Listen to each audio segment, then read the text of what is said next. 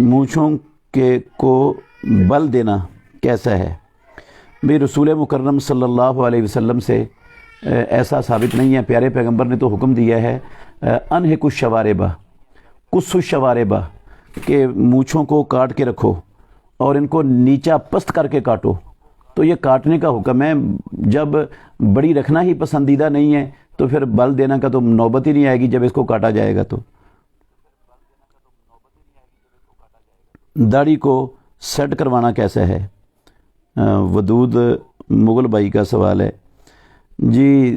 داڑھی کو کنگھی تو کر سکتے ہیں آپ، جو اللہ رب العالمین نے مرد کے چہرے پر داڑھی اگائی ہے وہ سیٹ ہی اگائی ہے، وہ غیر سیٹ نہیں ہے، کیونکہ رسول مکرم صلی اللہ علیہ وسلم نے زندگی میں پوری نبوی زندگی داڑھی کا ایک بال بھی کہیں سے نہیں کاٹا، اور اللہ کے نبی کے حکم ہیں 4-5 قسم کے الفاظ کے ساتھ، وفر اللحا، ارخ اللحا، اوف اللحا، اوجز اللحا، واف اللحا، ان سب کا مطلب ہے جیسی رب نے اگائی ہے اس کو ویسی لینے دو، یہی اس کی سیٹنگ ہے۔